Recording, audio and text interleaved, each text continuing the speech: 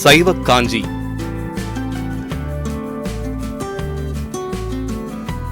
சென்னையில் இருந்து தென்மேற்கே 75 கிலோமீட்டரில் இருக்கும் காஞ்சிபுரத்துக்குத்தான் எத்தனை பெயர்கள்.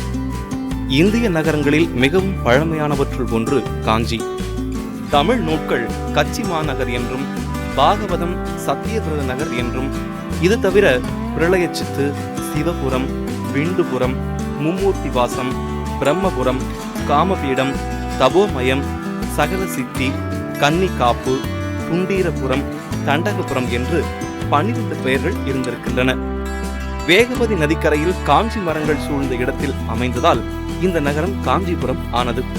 ஆனால் அந்த வேகவதி ஆறும் காஞ்சி மரங்களும் இன்று இல்லை. காஞ்சி மட்டும் காலத்தை வென்று தனது உயர்ந்த கோபுரங்களுடன் இன்றும் உறுதியாய் நிற்கிறது.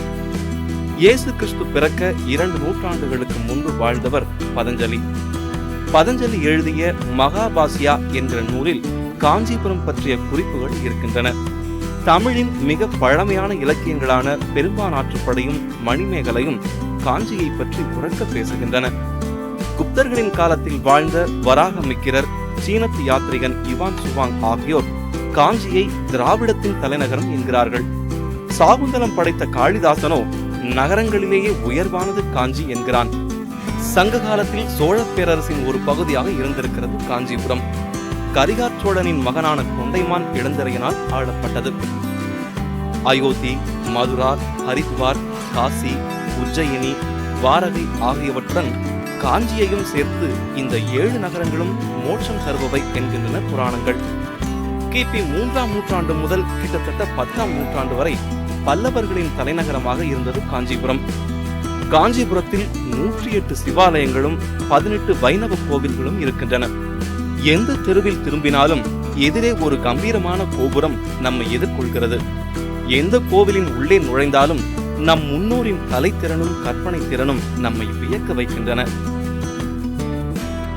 சிவகாஞ்சி பகுதியில் உள்ள பழமையான கோவில் இந்த கச்சபேசுவரம். ஐராவதீஸ்வரர் கோவிலுக்கு தெற்கில் அமைந்திருக்கிறது.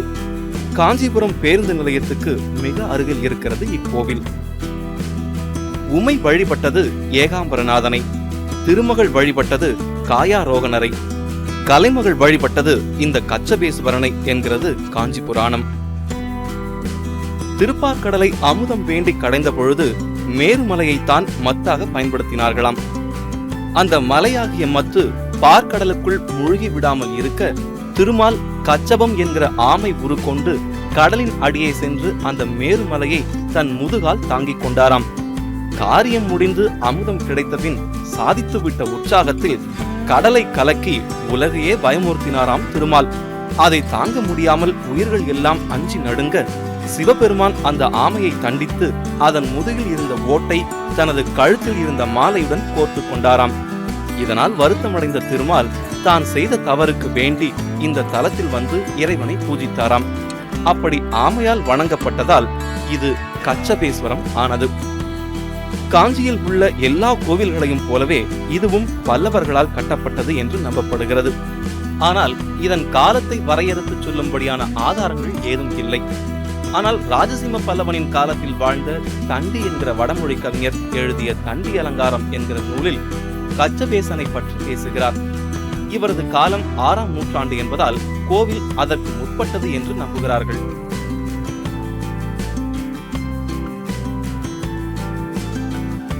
இந்த கோவிலை பற்றி சொல்லப்படும் இன்னொரு கதை பிரம்மன் தன் மனைவியான கலைமகளுடன் இங்கு வந்து ஈசனை வழிபட்டான் என்கிறது.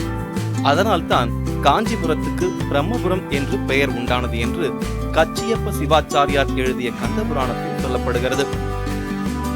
இந்த பழமையான கோவிலில் இன்றைய ஐயப்பனுக்கும் கூட ஒரு சந்நிதி இருக்கிறது. சமீபத்திய குடமுழுக்குக்கு பிறகு கச்சபேஸ்வரர் கோவில் புதிய அழகு கம்பீரமும் கொண்டு விளங்குகிறது.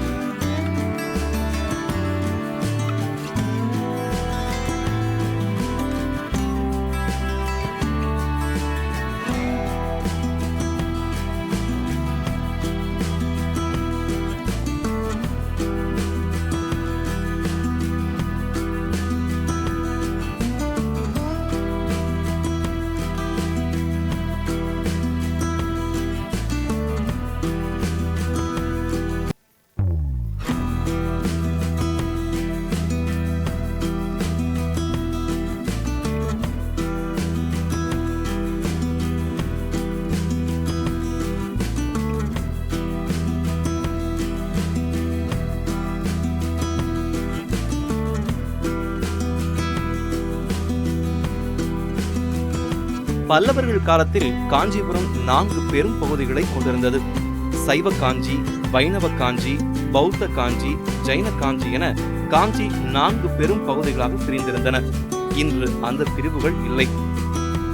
சின்ன காஞ்சிபுரம், பெரிய காஞ்சிபுரம் என்கிற பிரிவுகள் மட்டுமே இருக்கின்றன. பழைய கோவில்கள் பல உருவம் தெரியாமல் ஆக்கிரமிக்கப்பட்டும் அழிக்கப்பட்டும் விட்டன.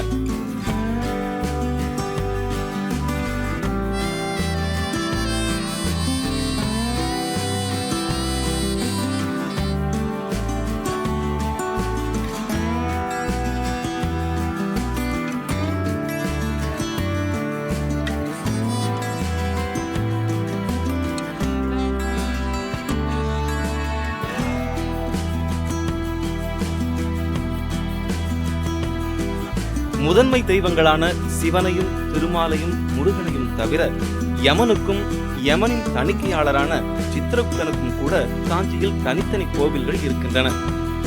காஞ்சிபுரம் போன்ற பழைய நகரங்கள் சரித்திரத்தில் பல அழிவுகளையும் போர்களையும் சந்தித்தே தீர வேண்டும். காஞ்சிபுரம் தன் பங்குக்கு பல முறை அழிவை சந்தித்திருக்கிறது. உதாரணமாக, பரமேஸ்வர பல்லவன் காலத்தில் படையெடுத்து வந்த 2ஆம் விக்ரமாதித்தனால் காஞ்சி பெரிய அழிவுகளை சந்தித்தது. பாலாற்றங்கரை போரில் பரமேஸ்வரன் மகன் ராஜசிம்மன் விக்ரமாதித்தனை தோற்கடித்த பின் தங்கள் தலைநகரை மறுபடி புதுப்பித்ததாக சொல்கிறது சரித்திரம். விக்ரமாதித்தன் பல்லவர்களால் தனது முன்னோனான புலிகேசிக்கு நிகழ்ந்த அவமானத்துக்கு பழி தீர்க்கவே இந்த படையெடுப்பை நடத்தினான் என்கிறார்கள் சரித்திர ஆசிரியர்கள். கிபி 1740 காஞ்சிக்கு வந்த விக்ரமாதித்தன் இங்கிருந்து பல சிற்ப கலைஞர்களை சிறைப்பிடித்து தனது நாட்டுக்கு அனுப்பி வைத்தான். அங்கு அவனது அரசி லோகமாதேவியின் கட்டளைப்படி பட்டக்கடல் என்கிற இடத்தில் விருப்பாஷா என்கிற பெயரில் ஒரு சிவாலயம் கட்டியிருக்கிறார்கள் காஞ்சி நகரத்து சிற்பிகள். இன்றும் கர்நாடகத்தின் முக்கிய சுற்றுலா தலமாக விளங்கிக் கொண்டிருக்கிறது பட்டக்கடல் விருப்பாஷா ஆலயம். நாம் முதலில் பார்த்த கச்சபேஸ்வரர் கோவிலில் இருந்து கைலாசநாதர் கோவில் போகும் வழியில் புத்தேரி தெருவிற்கு மேற்கே இருக்கிறது அநேக தங்காவதம். ஒற்றை பிரகாரத்துடன் கிழக்கு நோக்கிய சன்னதியில் மூலவர் அநேக தங்காவதேஸ்வரர் சுயம்புலிங்கமாக காட்சியளிக்கிறார். அம்மன் காமாட்சி அம்மன், குபேரன், விநாயகர் ஆகியோர் வழிபட்ட தலம். தொண்டை நாட்டு தேவார பதிகம் பெற்ற தலங்களுள் இது 4வது தலம். சுந்தரர் இக்கோவில் இறைவன் அநேக தங்காவதேஸ்வரர் மீது ஒரு பதிகம் பாடியிருக்கிறார். தினம் தினம் காஞ்சிக்கு வரும் பக்தர்களும் சரி, சுற்றுலா பயணிகளும் சரி, இந்த கோவில் வழியாகத்தான் கைலாசநாதரை பார்க்க போகிறார்கள். நல்ல அணுகு சாலையும் இருக்கிறது. ஆனாலும் இந்த பழமையான கோவில் பற்றி அதிகம் வெளியே தெரியவில்லை. இந்த தகவல் தொழில்நுட்ப யுகத்தில் கடவுளாகவே இருந்தாலும் பக்தர்களை அழைத்து வந்து சேர்க்க விளம்பரம் அவசியம் என்று இந்த கோவிலை பார்க்கையில் உணர முடிகிறது. தினமும் 2 வேளை பூஜையே நடைபெறும் இந்த சின்னஞ்சிறு ஆலயத்தில் தான் பக்தர்களுக்காக காத்திருக்கிறார் இறைவன்.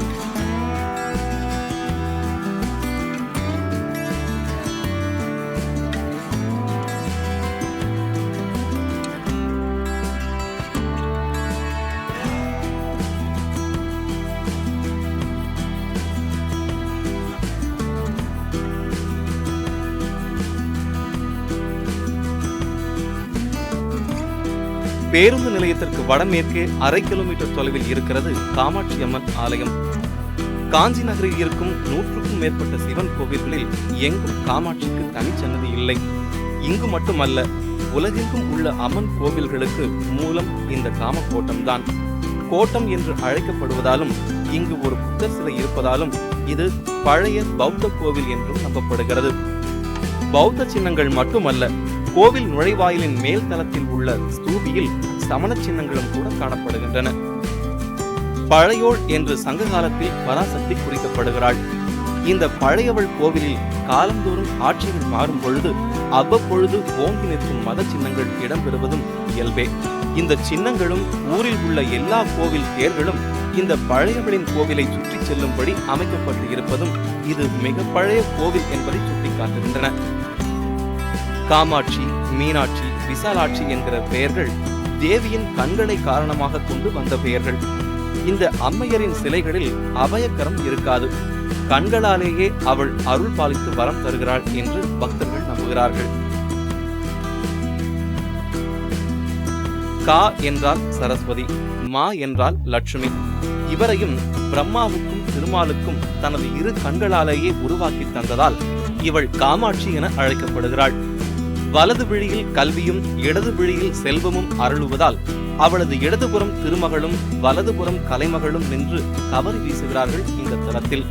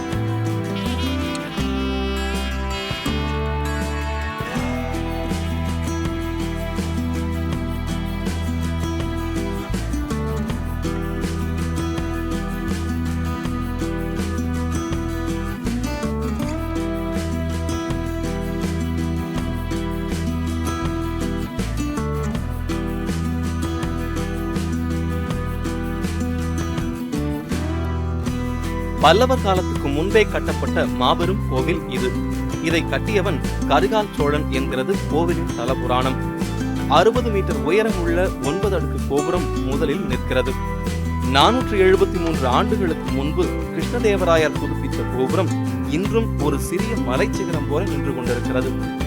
இந்த ஆலயத்தின் உயர்ந்த மதில்கள் கோட்டை சுவர்களைப் போல நிற்கின்றன. இவையும் பழமையானவையே. கடைசியாக 183 ஆண்டுகளுக்கு முன்பு ஹட்சன் என்கிற வெள்ளையர் புதுப்பித்தது இது. இங்கே இறைவன் மாமரத்தின் வடிவத்தில் வணங்கப்படுகிறான். இங்கே இருக்கும் சிவலிங்கமோ மண்ணால் ஆனது. அதற்கு உலோக கவசம் இட்டு வைத்திருக்கிறார்கள், அபிஷேகம் செய்யும் பொழுது கரைந்து போகாதிருக்க. மரங்களை தெய்வங்களாகவும் அல்லது தெய்வங்களை மரத்தில் இருத்தியும் வழிபடுவது பழங்காலத்து மரபு. அந்த மரபில் இங்கு இறைவன் மரமாக நிற்க அவனை அடைய விரும்பிய தேவி அந்த மரத்தை வணங்கினாள். பல்வேறு பாவனைகள் கொண்ட இறைவன் ஒரே மாமரமாக இங்கே காட்சி தந்தானாம். ஏகம் என்றால் ஒன்று, ஆம்ரம் என்றால் மாமரம். ஏக ஆம்ரம் என்பதே ஏகாம்பரன் ஆகிவிட்டது. ஏகாம்பரநாதர் கோவிலுக்குள்ளேயே திருக்கச்சி மயானம், பாலீசம், ரிஷபேசம், சத்யநதீசம் ஆகிய சித்தாலயங்கள் இருக்கின்றன. 4 சமய குறவர்களும் இங்கு வந்து ஏகாம்பரனை பாடியிருக்கிறார்கள். இதே ஆலயத்தில் புத்த மதத்தை சார்ந்தவராய் இருந்ததால் தினமும் ஈசன் மேல் கல்லெறிந்து வழிபடுவாராம் சாக்கியர் என்கிற பக்தர். அவர் உள்ளன்போடு எரிந்ததால் அந்த கற்கள் எல்லாம் மலராகிவிடுமாம். திருக்குறிப்பு தொண்டர் என்கிற பக்தரோ சலவை தொழிலாளியாம். தினந்தோறும் சிவனடியாரின் ஆடைகளை துவைத்து தருவதையே சிவத்தொண்டாக கருதி இருந்தாராம் அவர். ஒரு நாள் இறைவன் தானே சிவனடியாராக வந்து தனது ஆடைகளை துவைத்து உலர்த்தி தரும்படி தந்தாராம். மாலைக்குள் தந்துவிட வேண்டும் என்கிற நிபந்தனையுடன். ஆனால் இறைவன் திருவிளையாடலில் அன்று முழுவதும் மழை பெய்தபடி இருக்க தன்னால் கடமையை செய்ய முடியாமல் போனதே என்று அந்த தொண்டர் துணி துவைக்கும் கல்லில் தலையை மோதி உயிர்விட துணிகையில் கல்லில் இருந்து 2 கைகள் முளைத்து அவரை காப்பாற்றியதாம். இப்படிப்பட்ட தொண்டர்கள் தவிர இறைவன் ஆலய திருப்பணிகள் செய்த இன்னும் பல தொண்டர்கள் இருந்தனர் ஏகாம்பரனுக்கு. 1155 ராஜராஜன் ஆட்சி காலத்தில் அவன் கீழ் ஆட்சி புரிந்த விஷ்ணுதேவன், 1160 2ஆம் ராஜராஜன், 2ஆம் குலோத்துங்கன், 1765 விஜயகண்ட கோபாலன், 1269 பவனேஸ்வரன், 1366 வீரகம்பன உடையார் என பல்வேறு காலகட்டத்தில் அன்றைய ஆட்சியாளர்களால் ஏகாம்பரன் கோவில் திருப்பணி செய்யப்பட்டிருக்கிறது.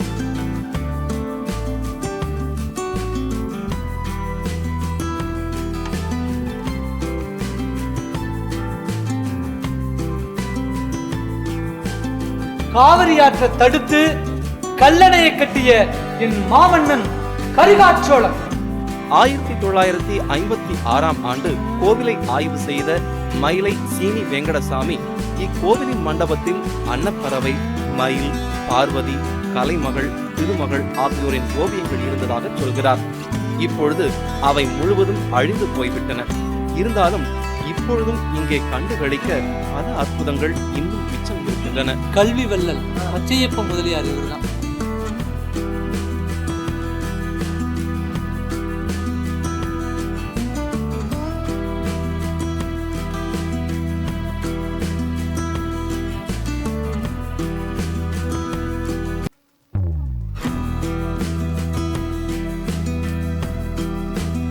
கோவிலின் உள்ளே உள்ள பசிய நீர் கொண்ட குளத்தில் இருக்கும் மீன்களுக்கு உலகெங்கும் இருந்து பக்தர்கள் வந்து பொறி போடுகிறார்கள்.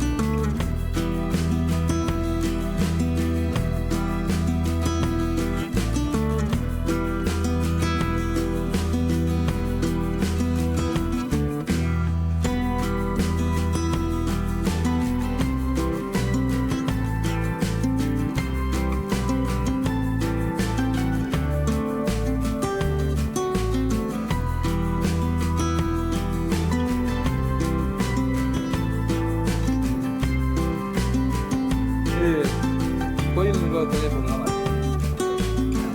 நல்லா இருக்கு.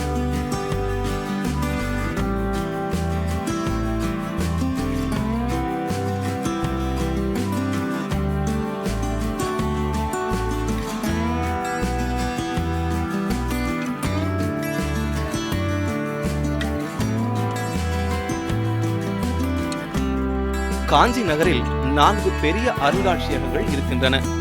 அரசு அருங்காட்சியகம் தவிர சர் சி.வி. ராமசாமி நினைவு அருங்காட்சியகம், காஞ்சி குடில், அறிஞர் அண்ணா நினைவிடம் என பல முக்கியமான காட்சி கூடங்கள் இருக்கின்றன.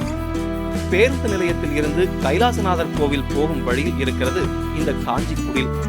அன்றைய காஞ்சிபுரத்தில் வாழ்ந்த தொண்டை மண்டல சைவ வேளாளர்களின் வீடு ஒன்றை அதன் பழைய மரபழகும் அங்கிருந்த வீட்டு உபயோகப் பொருட்களை கூட சேகரித்து வைத்திருக்கிறார்கள். காலந்தோறும் நாகரீகம் மாறி வந்த வழியை இந்த வீட்டில் அப்படியே பதிவு செய்து வைத்திருக்கிறார்கள். சீனத்தின் மஞ்சள் ஆறு, எகிப்தின் நைல் நதி, மெசபடோமியாவின் யூபர்டிஸ் டைகிரிஸ், இந்தியாவில் சிந்து கங்கை, அழிந்து போன லெமூரியாவில் பகுருளி, குமரியாறு எல்லாம் வெறும் ஆற்றங்கரைகள் அல்ல, நாகரீகத்தின் தொட்டில்கள். இவற்றுக்கு எள்ளளவும் குறைந்ததல்ல இந்த பாலாற்றங்கரை நாகரீகம்.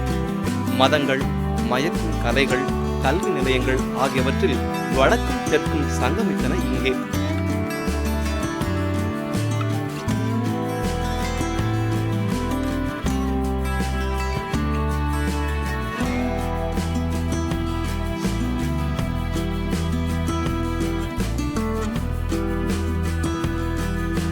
சாப்பாடு கூட தயாரா இருக்கு.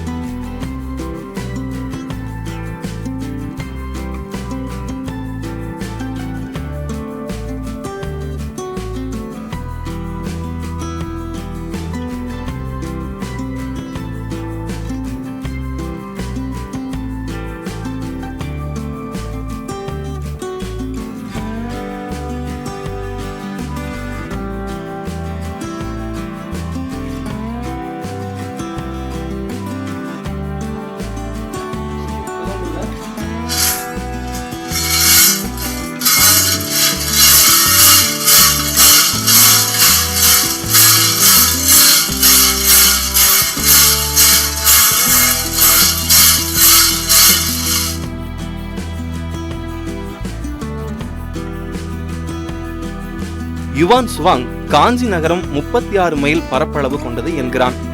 அவனுக்கு பிறகு 450 ஆண்டுகள் கழித்து வந்த சேக்கிழார் காஞ்சி 64 சதுர மைல் பரப்பளவு கொண்டது என்கிறார்.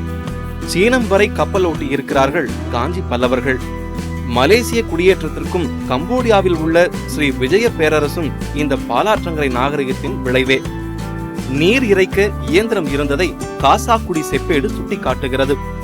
24 கோட்டங்களாக பிரிக்கப்பட்டதும், ஊராட்சிகள் சுதந்திரமாக இயங்கியதும், பெண் ஒருத்தி ஊராட்சி தலைவியாக தேர்ந்தெடுக்கப்பட்டதும் உத்தரமேரூர் கல்வெட்டால் தெரிகிறது. கிபி 340 முதல் 575 வரை 235 ஆண்டுகளில் மட்டும் 12 போர்கள் நடந்திருக்கின்றன. இந்த நகரில் கிபி 575 முதல் கிபி 882 வரையான 307 ஆண்டுகளில் 30 பெரிய யுத்தங்களை சந்தித்திருக்கிறது காஞ்சி நகரம். சராசரியாக 12 ஆண்டுகளுக்கு ஒரு போர் நிகழ்ந்திருக்கிறது. இவை தவிர 3 பெரும் பஞ்சங்களையும் சந்தித்திருக்கிறது. ஆனாலும் இத்தனையும் கடந்து இன்றும் மாபெரும் நகரமாக நிற்கிறது காஞ்சி. யுவான் சுவாங் கூற்றுப்படி புத்தரே காஞ்சி கடிகையில் போதித்தாராம். இதை ஒத்துக்கொண்டால் 2500 வருடங்களுக்கு முன்பே காஞ்சி பெரும் நகரமாக இருந்திருக்க வேண்டும். அசோகர் நிறுவிய தூண் காஞ்சியில் இருந்தது என்கிறான் யுவான் சுவாங். இது சரி என்றால் குறைந்தது 2243 ஆண்டுகளுக்கு முன்பே காஞ்சி இந்தியாவின் முக்கியமான நகரங்களில் ஒன்றாக இருந்திருக்கிறது. தலகுண்டா கல்வெட்டுப்படி 2327 ஆண்டுகளுக்கு முன்பு மயூர சர்மன் என்கிற கடம்ப அரசன் மேற்படிப்புக்காக காஞ்சிக்கு வந்தான் என்கிறது. காஞ்சி கடிகை என்று அழைக்கப்பட்ட பல்கலைக்கழகத்தில் 7000 பேர் படித்ததாக திருவல்லம் கல்வெட்டு சாட்சியளிக்கிறது. காசாக்குடி, வேலூர் பாளையம் கல்வெட்டுகளும் இந்த கடிகை பற்றி சொல்கின்றன. 1282 வருடங்களுக்கு முன் பல்லவ நாட்டுக்கு வாரிசில்லாமல் போன பொழுது நந்திவர்மனை பல்லவ வம்சத்து கிளை ஒன்றில் இருந்து தேர்வு செய்ததும் இந்த கடிகையில் இருந்த ஆசிரிய பெருமக்களே. இங்கே படித்த மயூர சர்மன் உள்ளூர் குதிரை வீரனுடன் சண்டையிட்டதால் அவனை கல்லூரியை விட்டு அப்புறப்படுத்திவிட்டனர் என்கிற செய்தியால் அன்று கல்வி நிலையங்கள் அரசியலுக்கு அப்பாற்பட்டு இருந்தது தெரிகிறது. திருப்பாசூரிலும் திருப்பாதிரி புலியூரிலும் இது போன்ற கல்லூரிகள் இருந்தாலும் காஞ்சியே புகழ் பெற்றதாக இருந்திருக்கிறது. சந்திரசேனன் காஞ்சியை வென்றபோது இந்த கல்லூரி சிறிது காலம் தடை செய்யப்பட்டு இருந்திருக்கிறது. பஞ்சத்தாலும் இது பாதிக்கப்பட்டிருக்கிறது. ராஜசிம்மன் இந்த பல்கலைக்கு பல உதவிகள் செய்திருக்கிறான். 1600 ஆண்டுகளுக்கு முன்பு சீனாவில் இருந்து வந்த இன்னொரு பயணியும் காஞ்சியின் கல்வி சிறப்புகள் பற்றி உரக்க பேசுகிறான். காஞ்சியை ஆண்ட பல்லவ அரசனின் 3வது மகனும் சீனாவுக்கு சென்று புத்த மதத்தை போதித்தவனுமான போதி தர்மன் இந்த கடிகையின் மாணவனே. காஞ்சியை அடுத்த திருப்பருத்தி குன்றம் சைன மத கல்விக்கு புகழ் பெற்றதாக இருந்தது. வஜ்ரநந்தி என்கிற சைன மத பெரியார் இங்கிருந்து கல்வி பணியாற்றி இருக்கிறார். ஆனால் இதில் ஒரே ஒரு வருத்தமான செய்தியும் இருக்கிறது. அரசர், அந்தணர், வணிகர் ஆகியோர் மட்டுமே இங்கு கல்வி பயில அனுமதிக்கப்பட்டிருக்கிறது. ஆசிரியர்கள் அனைவரும் அந்தணர்களாக இருந்திருக்கிறார்கள். இவர்கள் அன்று நாட்டில் 1/3 பங்குக்கு உள்ளேதான் இருந்திருப்பார்கள். மற்ற பெரும்பகுதி மக்களுக்கும் கல்வி அளிக்கப்பட்டிருந்தால் இன்னும் எத்தனை சாதனைகள் நிகழ்த்தப்பட்டிருக்கும் என்பதை நினைத்து பாருங்கள்.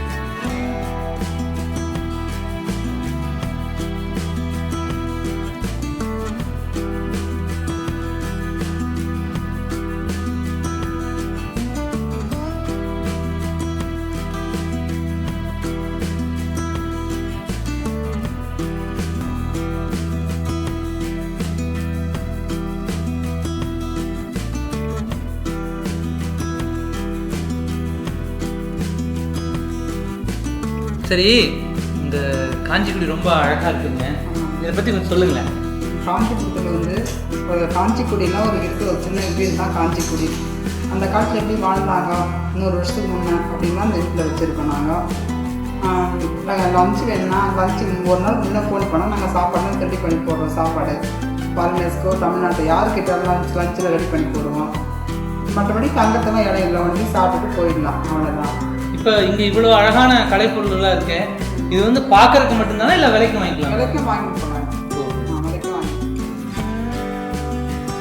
அடுத்த தடவை இங்கே வரும்போது முன்னமே சொல்லிட்டு நல்ல சுவையான உணவை சாப்பிட்டு போகணும்.